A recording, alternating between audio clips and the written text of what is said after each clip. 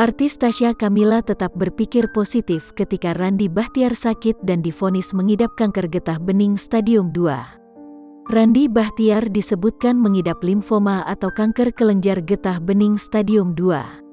Randy dinyatakan limfoma.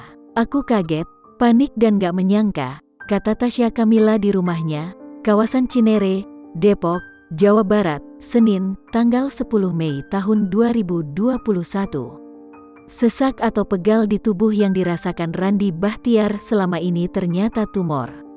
Meski sedih, Tasya Kamila yang sekarang berusia 28 tahun itu mencoba tetap dan tabah demi kesembuhan Randy Bachtiar. "Aku jadi support system Randy, gak mau larut dalam kesedihan. Realitanya terjadi, ngapain takut," ucap Tasya Kamila. "Kami berharap yang terbaik, tapi juga kami siap yang terburuk. Sekarang gak kaget lagi karena sudah punya basic knowledge," jelas Tasya Kamila.